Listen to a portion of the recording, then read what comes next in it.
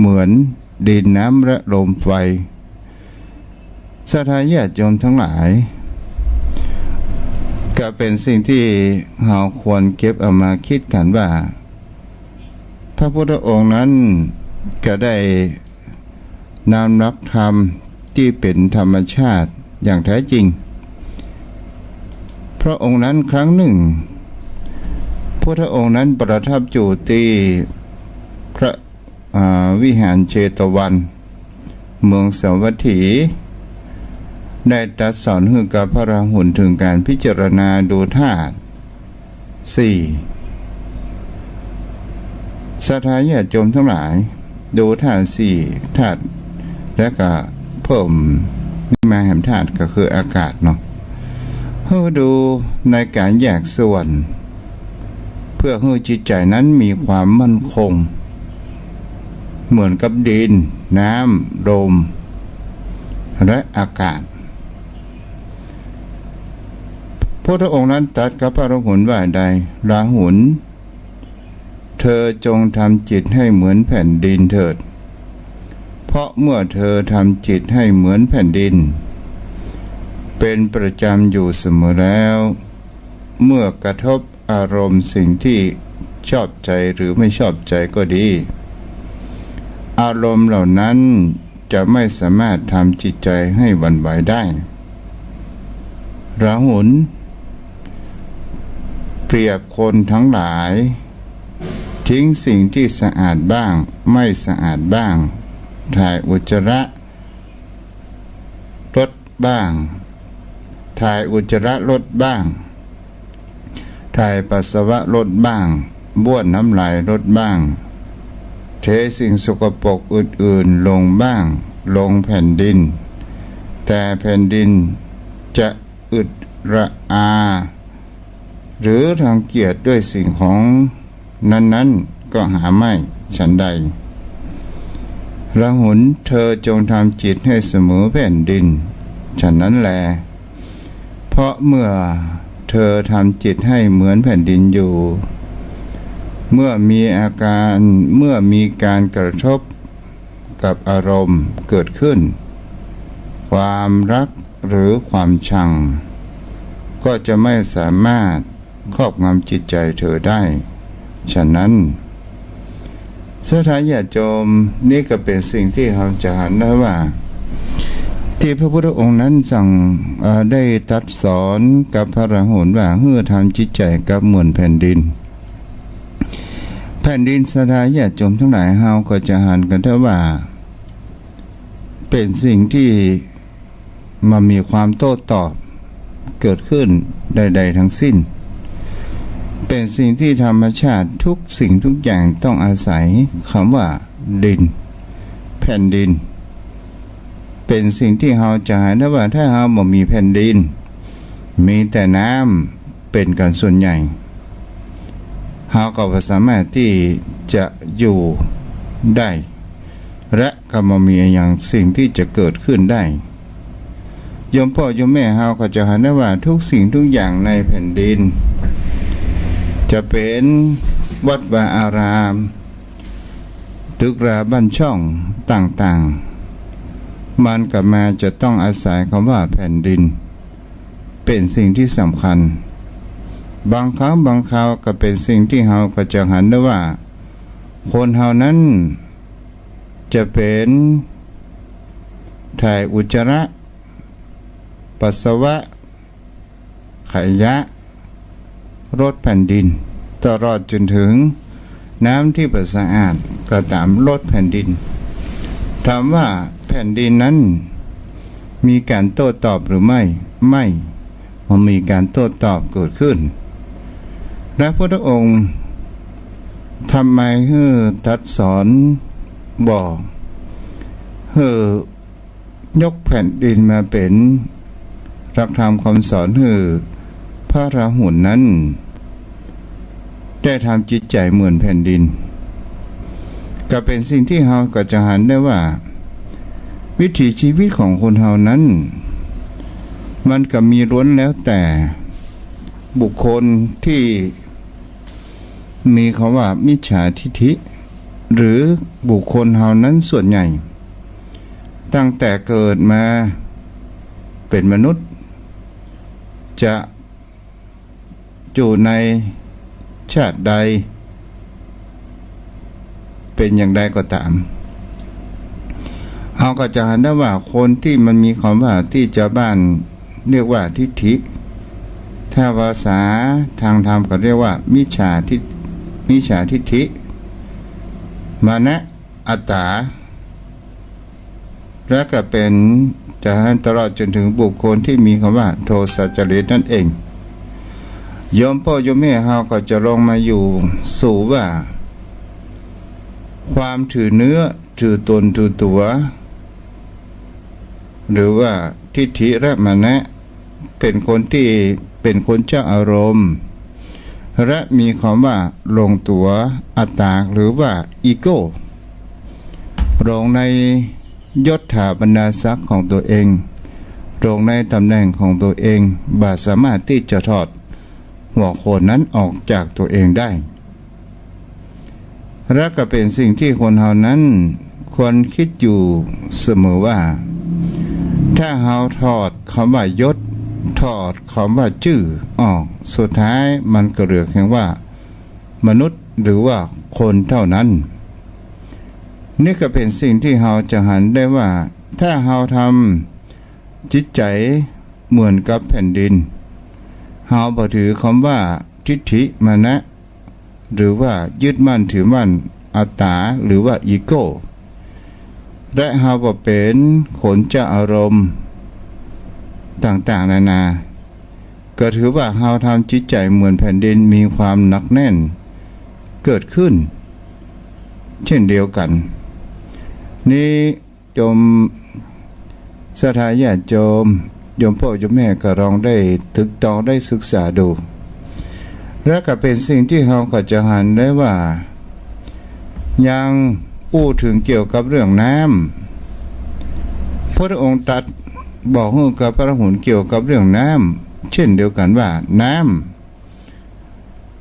ำเหมือนจงทำจิตใจให้เหมือนน้ำเราจะหันได้ว่าน้ำก็มันมีความโต้ตอบใดๆทั้งสิ้นเราจะหันได้ว่าน้ำมันมีความเอื่อมระอาบ่ได้บ่นบ่ได้ด่าใดๆทั้งสิ้นเราจะหันได้ว่าน้ำดีบ่ดีเราก็เทลงสุดท้ายมันก็ลงในคลองลงในแผ่นดินเกิดขึ้นจะถามว่าน้ำนั้นจะมีความบ่นว่าเอาน้ำเน่าอย่างไม่เสียเพื่อค่าอย่างล้ำมาเหลือมีก็มีสดายญาติโยมทั้งหลายนี่ก็เป็นสิ่งที่คนเฮานั้นจะหันกันได้ว่าถ้าเฮาทำจิตใจเหมือนกับดั่งน้ำเฮาก็จะมีความซึมซับไปได้ทุกสิ่งทุกอย่างและก็จะเป็นสิ่งที่เฮาจะหันกันได้ว่าเฮาจะโป้นความเกลียดความชังความตีเขาเราควรนินทาต่างๆนานาเกิดขึ้นความเป็นคนมีทิฏฐิหรือว่ามิจฉาทิฏฐิหรือว่ามีความถือเนื้อถือตัวอีโก้มีมานะก็คือความยึดมั่นถือมั่นน่ะโยมพ่อโยมแม่เฮาก็จะอู้กันง่ายๆแล้วก็ตลอดจนถึงคำว่าลมโยมพ่อโยมแม่ลมทำจิตใจเหมือนลมก็เหมือนเฮาจะหันได้ว่าลมมันพัดปาทุกสิ่งทุกอย่างจะเป็นกลิ่นดอกหอมก็ตามจะเป็นกลิ่นขยะก็ตามลมมันมีคำว่าเลือกตี้เลือกชังเลือกอะไรอย่างต่างๆเฮาก็จะหันได้ว่าลมมันก็จะเกิดขึ้นถามว่าลมนั้นมันจะมีความเอื่อมระอาเกี่ยวกับของเน่าของมีอะไรอย่างก็ไม่มีนี่ก็เป็นสิ่งที่เฮาก็จะหานกันได้ถ้าเราจนถึงกองไฟสถานญาติโยมทั้งหลายไฟเฮาก็รู้ว่าสภาพของไฟนั้นเผาทุกสิ่งทุกอย่างจะเป็นของดีบ่ดีมันก็เผาทุกสิ่งทุกอย่างนี่ก็เป็นสิ่งที่เฮาก็จะหัน กันได้ว่าเมื่อเฮาทำจิตใจมีความหนักแน่นสิ่งที่มันเข้ามากระทบอย่างอายตนะภายในก็คือตาหูจมูกลิ้นกายใจของเฮานี่แหละเป็นสิ่งที่สำคัญที่มันเข้ามากระทบเมื่อมันมากระทบแล้วเฮาจะหาได้ว่าถูกใจพ่องบ่ถูกใจพ่องแต่ถ้าว่าสิ่งที่มันถูกใจมันก็คงบ่มีเสมอไปสิ่งที่มันบ่ถูกใจมันก็บ่มีเสมอไปแต่เฮาทำจิตใจของเฮาให้เหมือนดั่งกับแผ่นดินเหมือนดั่งกับน้ำเหมือนดั่งกับลมเหมือนดั่งกับไฟก็คือธรรมชาติและอากาศนั่นเองสรุปโดยรวมธรรมชาติสถานญาติโยมทั้งหลายเป็นสิ่งที่เราจะหาได้ว่าธรรมชาติมีความเอื้อเฟื้อต่อมวลมนุษย์มวลสรรพชีวิตบนโลกใบนี้ทุกสิ่งทุกอย่างจะเป็นต้นไม้ต้นตอกสัตว์สิ่งหิ่งห้อยผู้คนทั้งหลายถ้าเฮาบ่มีแผ่นดินก็คงบ่สามารถที่จะอยู่ได้เฮาบ่มีน้ำก็คงจะบ่สามารถที่จะอยู่ได้เฮาบ่มีลมระบายอากาศความร้อนออกจากโลกใบนี้เฮาก็บ่สามารถที่จะอยู่ได้ไฟที่สร้างความอบอุ่นเฮาบ่มีมันก็อยู่บ่ได้รวมแล้วสรุปก็คืออากาศนั่นเอง นี่แหละศรัทธาญาติโยมก็เป็นสิ่งที่เฮานั้นควรมาคิดพิจารณากันความถือเนื้อถือตัวเป็นกิเลสความยึดมั่นถือมั่นมันเป็นกิเลสที่อยู่ในแท้แท้ของมนุษย์ของคนเฮาตั้งแต่แรกเกิดขึ้นมาโยมพ่อโยมแม่เฮาก็ลองสังเกตดูว่าบางครั้งบางคราวบางเวลาบางอารมณ์บางจิตใจของเฮานั้นก็มีความโปร่งวางเกิดขึ้นแต่ถ้าว่ามีอะไรอย่างที่มายั่วยุอารมณ์จิตใจของคนเฮานั้นเฮาก็จะหาได้ว่ามีสิ่งที่ว่ามีความขุ่นมัวเกิดขึ้นอารมณ์แห่งกิเลสของคนเฮานั้นมันก็จะฟุ้งเกิดขึ้นมาและมันก็จะเกิดสิ่งที่ว่ายึดมั่นถือมั่นในถือตัวมีนิทานของการสอนของพุทธศาสนาของนิกายเชนศรัทธาญาติโยมทั้งหลายนิกายพุทธศาสนานิกายเชนนี้มันก็อยู่ในญี่ปุ่นกับประเทศจีนและก็เป็นสิ่งที่เราจะหาได้ว่านิกายเช่นนี้จะสอนด้วยภาคปฏิบัติและอย่างรู้จริงเกิดขึ้นมาได้สอนแบบตำรายึดตำราเป็นแนวทางการสอนแต่จะยึดในการที่ปฏิบัติทำให้รู้จริงเกิดขึ้นมีเรื่องเล่าอยู่ว่ามีกษัตริย์องค์หนึ่งศรัทธาญาติโยมทั้งหลายเป็นนักรบที่มีความเก่งฉกาจเกิดขึ้นรบที่ไหนก็มีแต่ความชนะมันมีความพ่ายแพ้ต่างๆตกอยู่มาวันหนึ่งศรัทธาญาติโยมทั้งหลายกษัตริย์องค์นี้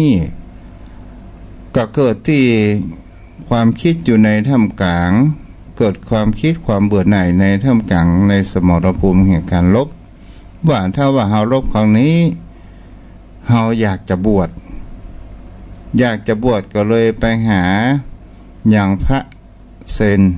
หรือว่าตู้เจ้าอู้กันง่ายๆทำบ้านเฮาก็เข้าไปหาอย่างตู้เจ้าในวัดแล้วก็ถามว่าตอนนี้ตัวลุงผมอยากจะบวชน่ะผมเบื่อหน่ายแล้วผมอยากจะบวชจะออกบวชแต่ตัวเจ้าในวัดนั้นก็บอกว่าโยม อยากจะบวชนั้นก็จะต้องฝึกจิตฝึกใจก่อนเด้อโยมยังบวชไปได้เตื้อโยมจะต้องไปฝึกก่อนฝึกในที่นี้แล้วก็กษัตริย์ถามนี้ฝึกอะไรอย่างท่านฝึกในการที่เราต้องรบกับตัวของเราเองก่อนเด้อรบเพื่อเราชนะเมื่อกษัตริย์องค์นี้ได้จากตู้เจ้านี้ไปก็ได้มีความคิดว่าคำพูดนั้นมีความคำว่าชนะรบกับจิตใจของตัวเองนั้นอย่างใดเกิดขึ้น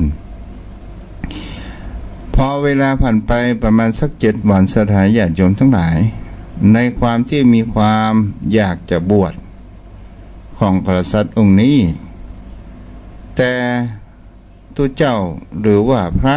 นิกายเซนก็ได้การทดสอบว่ามหาบพิตรจะออกอยากจะบวชนี่เนี่ยมหาบพิตรนั้นได้สาระแล้วทุกสิ่งทุกอย่างแล้วหรือยังกับผมตั้งใจอยากจะบวชขนาดแล้วมหาบพิตรรู้ไหมว่าถ้าบวชแล้วเนี่ยภรรยาหรือว่ามเหสีของท่านจะมีผู้ใจอื่นมหาบพิตรยอมหรือไม่สถาญาติโยมทั้งหลายเพียงคำแค่นี้พระมหากษัตริย์นั้นก็เลยมีความโกรธเกิดขึ้นได้ด่าพระสงฆ์ได้ด่าทุเจ้าว่าเป็นทุเจ้าบอกควรที่จะมาอย่างอี้ผมเป็นมหากษัตริย์ก็นะบอกควรที่จะมาอย่างนี้ก็โดยความขุ่นเคืองที่ว่าความยึดมั่นถือมั่นในถือตัวของมหากษัตริย์องค์นี้เราจะหันได้ว่านี่แหละเป็นสิ่งที่สำคัญที่สุดและพระเซนนั้นก็บอกว่านี่แหละที่บอกให้ไปรบกับความยึดมั่นถือมั่นของตัวเองว่าปล่อยวางแล้วหรือยังนี่แหละโยมพ่อโยมแม่เราก็จะหันกันได้ตลอดจนถึงเรื่องที่เล่ากันเป็นปรกปกฮามีตุลงอยู่ตัวหนึ่งคงจะเป็นนักเทศที่ดังเหมือนกันสถาญาติโยมทั้งหลายก็ในการบอกว่าโอ้โยมจะไปยึดมั่นถือมั่นเด้อในร่างกายสังขารของคนเฮาวัตถุสิ่งของคนเฮานั้นจะไปยึดมั่นถือมั่นตกมาอยู่วันหนึ่งสถาญาติโยมทั้งหลายก็ไปกิจนิมนต์ไปห้าบตาล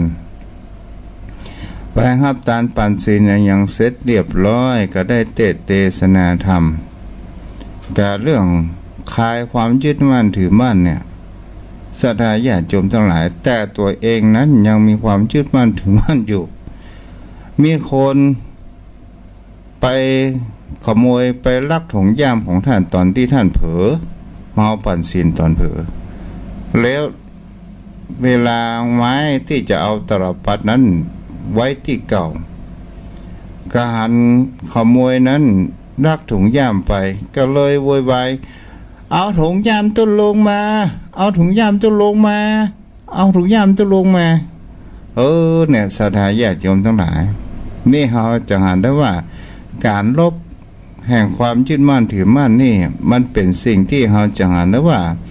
มันเป็นการที่ลำบากแต่สามารถที่เราจะคลายได้ถ้าเราฝึกเป็นสิ่งที่เกิดขึ้นเราจะเห็นได้ว่าความยึดมั่นถือมั่นตัวกูของกูเนี่ยมันเป็นกิเลสที่อยู่ในใต้ฐานลึกของชีวิตของคนเรามากที่สุดโยมพ่อโยมแม่ถ้าเรามีความคิดว่าถ้าเรามีความคิดอย่างกับหลวงพ่ออย่างกับหลวงปู่พุทธทาสได้ว่าตัวกูของกูหมีแต่ความว่างเปล่าเราจะไปยึดว่าเป็นตัวกูของกูอย่างนี้เป็นต้นโยมพ่อโยมแม่ก็เป็นสิ่งที่น่าคิดเขาว่าตัวกูของกูถ้าเราจะหันได้ว่าถ้าเราวัดลมหายใจลงไป ถ้าเป็นตัวกูของกูเฮายังมาเอาไปตัวหลังเนี่ยเฮาจะหาได้ว่ามันมีแต่ความ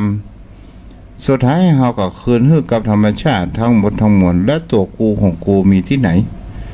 มันก็บ่มีศรัทธาญาติโยมทั้งหลายและก็เป็นสิ่งที่คนนั้นก็มีความเข้าใจในเรื่องสิ่งที่เฮาจะเข้าใจว่าทุกสิ่งทุกอย่างมันเป็นตัวกูของกูหมดแต่ถ้าว่าเฮาทำจิตใจเหมือนดังพระพุทธองค์สอนตัดสอนกับพระราหุลถ้าเมื่อจิตใจของเฮานั้นมีความหนักแน่นเมื่อเฮานั้นมีความบ่นเพ้อเมื่อสิ่งที่ความว่ายึดมั่นถือมั่นหรือว่าอีโก้หรือว่าอารมณ์ต่างๆที่มันเกิดขึ้นเฮาทำจิตใจนักเหมือนแผ่นดินทำให้จิตใจของเฮานั้นเหมือนดังน้ำเหมือนดังลมเหมือนดังไฟจะทำให้จิตใจของเฮานั้นมีความหนักแน่นและกิเลสต่างๆบ่สามารถที่จะมากระทบจิตของเฮาบ่มายั่วยุแห่งความยึดมั่นถือมั่นตัวของกูนั้นเนื่อมันฟุ้งเกิดขึ้นได้นั่นเองเป็นสิ่งที่คนเฮานั้นมองสภาพจะหันได้ว่าทุกวันนี้เรื่องราวต่างๆที่มันมีความเดือดร้อนก็เพราะว่าตัวกูของกูทั้งนั้นศรัทธาญาติโยมทั้งหลายก็เป็นสิ่งที่เฮาก็จะหันกันได้ว่า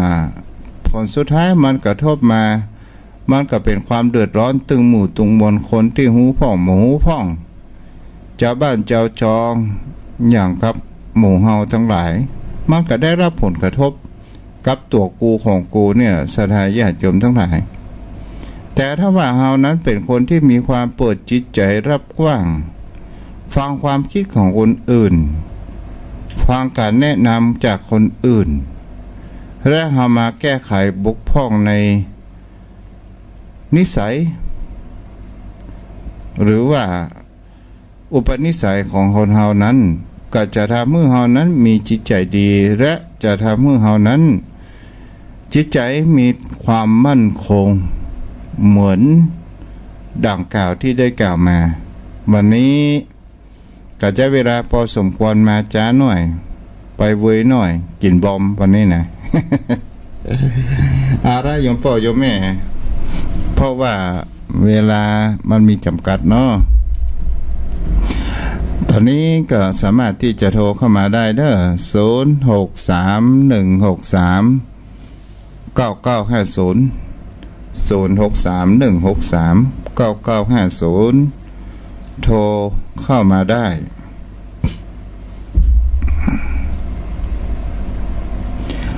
อนุโมทนากับโยมแม่พัดเนาะสังกแปงที่ได้เป็นเจ้าภาพซื้อที่ดินถวายทานตัวเด้อขออนุโมทนาตังม่อนเนาะเจริญพรไว้แสนเจ้าฟังอยู่เจ้าฟังอยู่สวนเจ้านึกว่าวันนี้ท่านมาออกแล้วอ๋อจ้าตะกี้ลืมกดเพลงแม่อ๋อเรียนไปเรียนมาวันนี้มันแม่นตอนนี้อ๋อจ้าโอ้ติดตามกันแต่อนุโมทนาตัวเด้อเจ้าวันนี้เข้าใจก่อนแม่เจ้าเข้าใจเจ้ารักธรรมเป็นยังไงพ่องมันก็ตอนดีอ่ะเจ้าจ้าแล้วก็อย่างเงี้ยมันยึดมั่นถือมั่นอ่ะมันก็แบบนี้ด่ะแค่เปิ้นเอาปล่อยวางของเปิ้นเอาถุงพยางเผายอดถุงพยางใส่หลังตีนเนาะเพราะว่าอะไรอะไรเจ็บอยู่เจ็บอยู่หน่อยแม่ตะตีนดิค่อยมันเจ็บมันสะดุ้งเลยจ้าไปจากเจ้าจ้า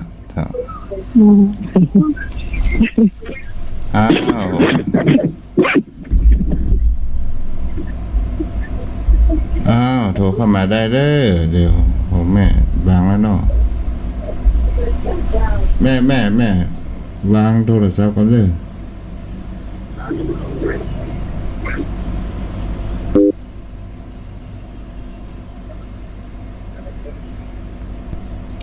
เข้ามาได้เนาะ0631639950แม่อุ้ยมนบัวพัด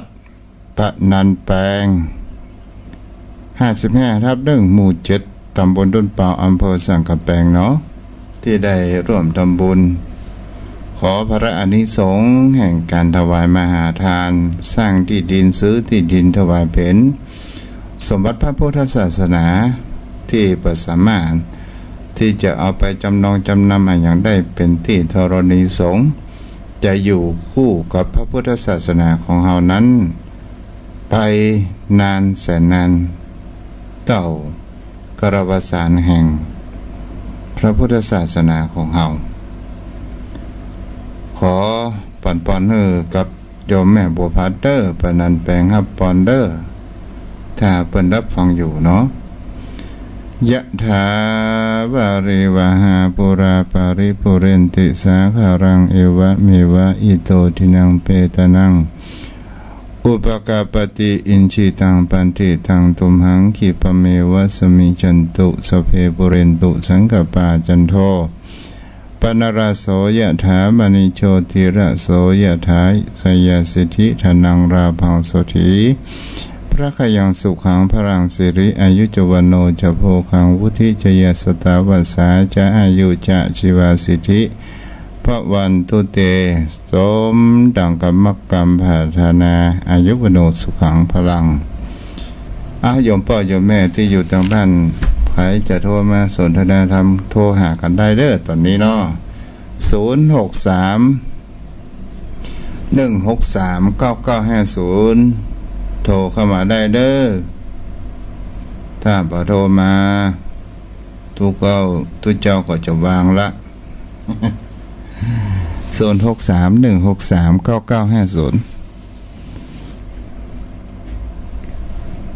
063-163-9950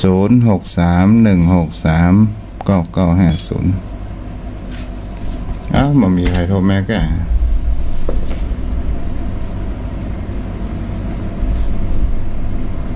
วันนี้ทาง Facebook ก็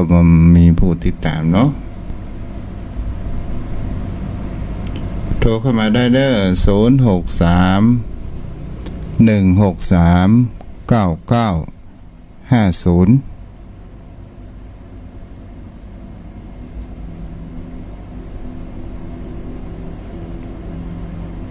063-163-9950เจริญพรครับขอแต่ไตรไวสาบารมีธรรมท่านพระคุณเจ้าด้วยความเคารพอย่างยิ่งครับเจ้าครับเพราะนั้นว่าผมมีอย่างเสริมมาอย่างพ่อได้อันเนื้อหาสาระดีครับมันเป็นเรื่องของการยึดมั่นถือมั่นมีคำกรบทหนึ่งว่าทุกชีวิตเกิดมาในเบื้องต้นแล้วเววนเจ็บแก่ดังแลเห็นในท่ามกลางชีวิตต่างๆเป็นไม่ยกเว้นตอนท้ายตายทุกคนคือคติธรรมที่คือลดผ่อนเรื่องความยึดมั่นถือมั่นในตัวในตนครับเพราะว่ามีความตายเป็นที่สุดแล้วมันเคยทำเมื่อเฮาว่าต้องมีความยึดมั่นด้วยความโลภความโกรธความหลงเมื่อเฮามาแอวในโลกของเฮาช่วงระยะเวลาหนึ่งครับแต่บ่มีกำหนดว่าจะอยู่ได้กี่ปีเพราะชีวิตของคนเฮาสั้นพ่องยาวพ่อนแต่มันถึงมาถึง100 ปีท่านพระคุณเจ้าดังที่คิดดูถ้าถึงมันก็สติสัมปชัญญะอย่างก็บัดดีเฮาก็บ่ใครยึดมั่นในร่างกายเอามาทรมานบ่ได้เฮาบ่อะไรในร่างกายสังขารว่าโอ้จะให้มันอยู่คงทนถึง70-80คือว่าถ้ามันบ่สามารถจะทำงานอย่างใดมันชราภาพใดมันทรุดโทรมแล้วก็คืนธรรมชาติเพิ่นปฏิญาณนะครับผมได้ตัวผมก็คิดอย่างนี้ครับจ้าแม่นมันก็ทำให้จิตใจของเฮานั้นสบายเนาะครับสบายหมายความว่าบางลูกได้ยุกได้ยาอย่างแล้วโอ้มันแก่งอมมามันเต็มที่ละมันบ่ต้องเอาไปซุกสายน้ำอย่างนะสายเครื่องหายใจเครื่องน้ำ กินน้ำทางกินทางสายยางแล้วก็ปล่อยมันไปเลยไม่ต้องไปทรมานแล้วพอถึงมันอยู่ไปมันก็คำฮือทุกขเวทนาลำบากก็ได้ไม่ต้องอะไรถึงสังขารอันบันแน่ทอนบันเที่ยงแท้ละปล่อยมันไปตามธรรมชาติเลยครับจะอนุโมทนาบุญเด้อครับผมขอแทบใจไว้จะหันได้ว่าคนที่จะหันทำนั้นมันมีน้อยเนาะครับส่วนมากมันบรรละความโลภความโกรธความหลงท่านพระคุณเจ้า ถ้ามันละตัวนี้ได้ถ้ามีความตายถ้านึกว่าวันหนึ่งมันต้องตายมันหาไว้มันก็บ่เกิดประโยชน์อย่างไรท่านพระคุณเจ้าคนเฮากินได้เพียงแค่อิ่มปัจจัยสี่มันดำรงชีวิตอยู่ได้มันมีนักเกินสมมติว่ามีข้าวอยู่100 ถังเนี่ยมันกินแท้ๆก็แค่วันลิตรนะครับมันบ่สามารถจะกินได้นักไปกว่านั้นนะครับงั้นน่ะกินได้ก็ต้องแตกกันเนาะโอ้ครับเรากินได้กินเดียวอยู่ครับเดี๋ยวยังคิดดูว่าเอาเลี้ยงชีวิตสังขารถึงวันนี้ก็เพื่อให้มันดำรงอยู่บางเทื่อก็กล้วย2 แกนข้าวปั้นมันก็อิ่มต้องมันบอกหูจะกินในอย่างว่ามันไม่อยากจะกินในอย่างแล้วครับเพื่อมันอยู่ได้ไม่ได้ครับครับได้ไว้สาบนตัวเด้อจ้ะครับไว้สาครับท่านเจ้าครับนี่แหละต้องการสนทนาธรรมกันอย่างเอียนเนาะโยมพ่อโยมแม่เฮากันได้อ้าว0631639950ตักจิ้งเวียนมวยอ้าวโทรเข้ามากันได้เลย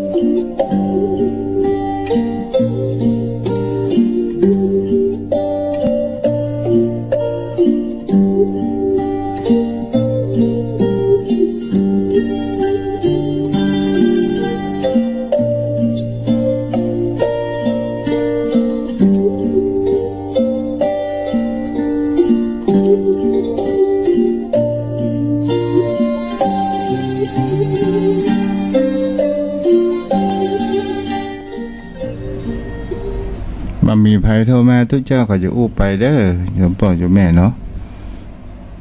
โอ้ถึงเกี่ยวกับการดำรงชีวิตของคนเรานี่ก็คือเป็นความนึกคิดของทุกเจ้าเด้อเฮาจะได้ว่าเฮาเกิดความเกิดมาเป็นคนก็ความเกิดมาเป็นมนุษย์เนี่ยถ้าใครจะโทรมาก็โทรมาได้นะตู้เจ้าจะโอ้ไปจนถึง5 โมงเย็นถึง55 นาทีเนาะได้จะคืนเวลาให้กับเปิ้ลเราจะเห็นได้ว่าความสำคัญที่เราเกิดมาความเป็นมนุษย์ที่เราได้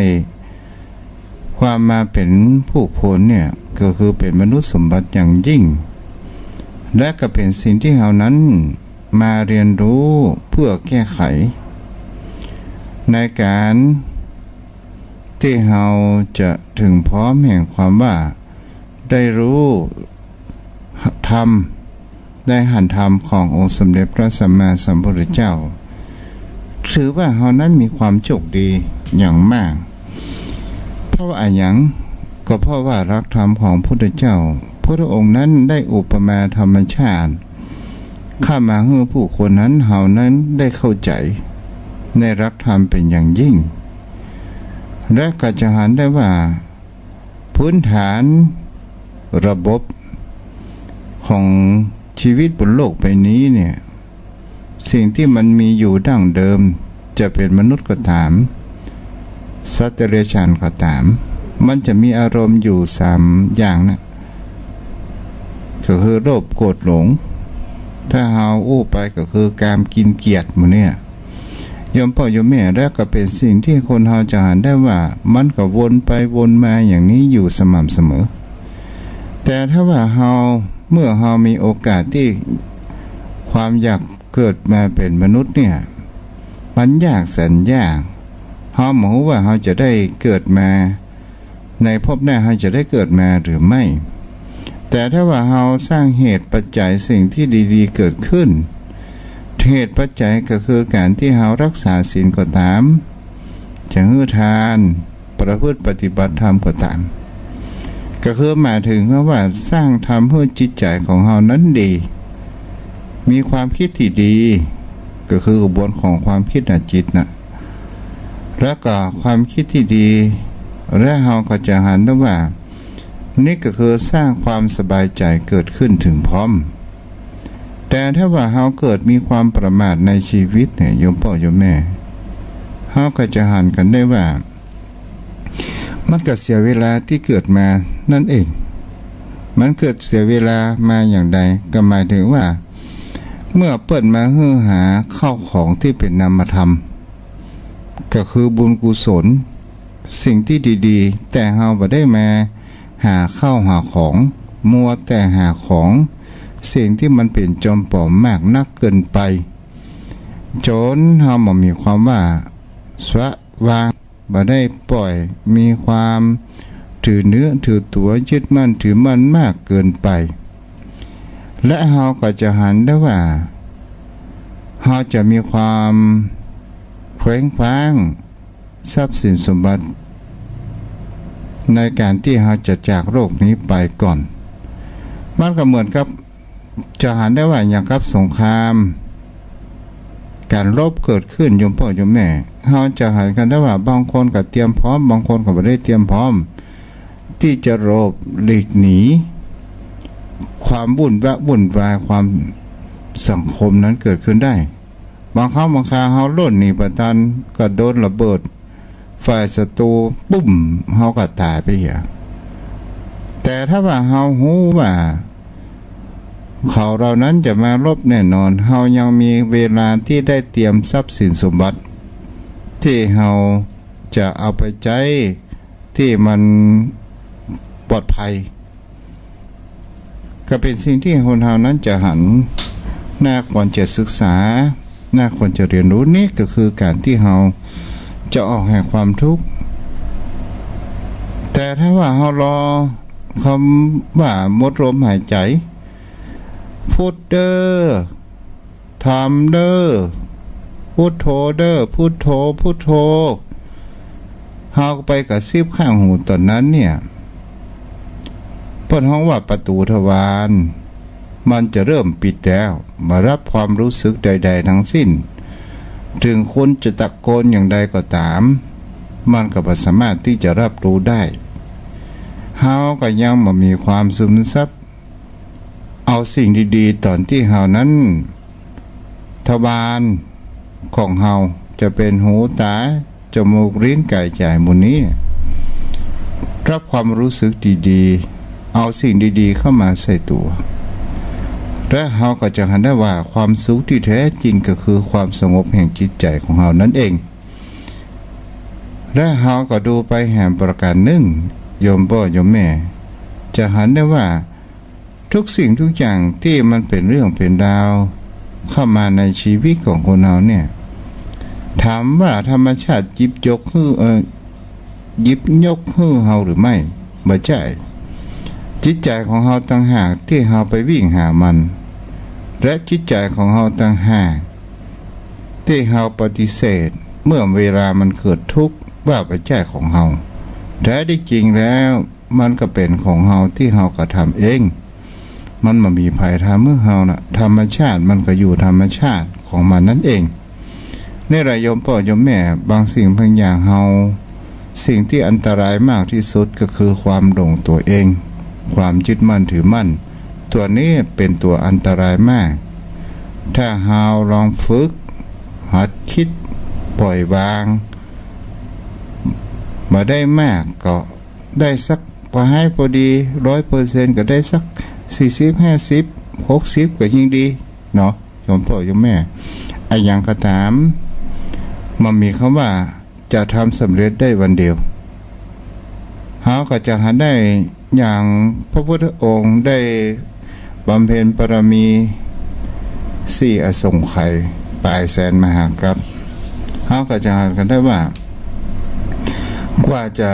บรรลุเป็นพระสัมมาสัมโพธิญาณนั้นก็ต้องสั่งสมบุญญาบารมีเช่นเดียวกันโยมพ่อโยมแม่เป็นพระโพธิสัตว์เฮาจะใช่ว่าวันนี้วันพุธเฮาทำวันนี้จะบรรลุวันพุธนี่ก็บ่ได้แต่เฮามาอู้กันเหตุผลกันจริงๆก็คือเฮามาศึกษาและหาทางออกจากวงจรแห่งความทุกข์นี่เองเอาละโยมพ่อโยมแม่วันพรุ่งนี้เฮาก็มาปะกันใหม่ในยามเย็นวันนี้อากาศร้อน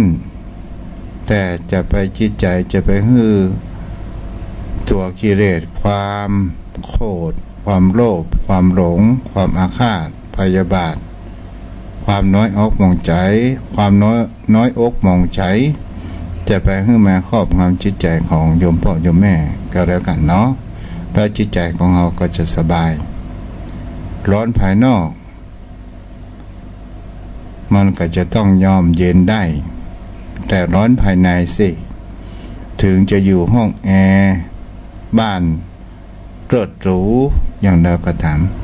มันก็มามีความสุขเจริญพรเด้ออายุวโนสุขัง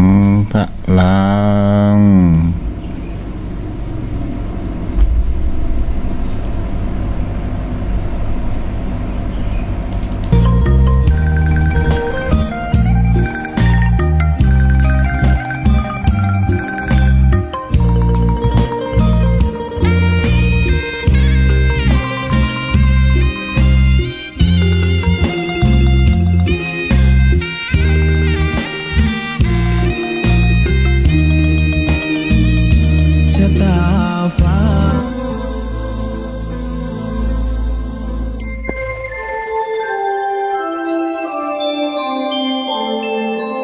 ขณะนี้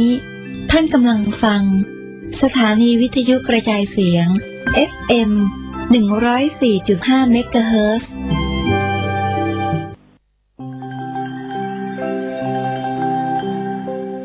สถาบันพลังจิตานุภาพสาขา201วัดโรงธรรมสามัคคีอำเภอสันกำแพงจังหวัดเชียงใหม่ขอเชิญผู้สนใจเรียนการสอนสมาธิสำหรับประชาชนทั่วไปตามแนวทางของสมเด็จพระญาณวชิโรดมพระอาจารย์หลวงพ่อวิริยังสิรินทโรซึ่งเป็นสัมมาสมาธิตามแนวทางหลวงปู่มั่นภูริทัตโตโดยไม่มีค่าใช้จ่ายในการเรียนตลอดหลักสูตรผู้ที่สนใจสามารถสอบถามรายละเอียดเพิ่มเติมได้ค่ะที่หมายเลขโทรศัพท์089 956 4585และ081 993 6456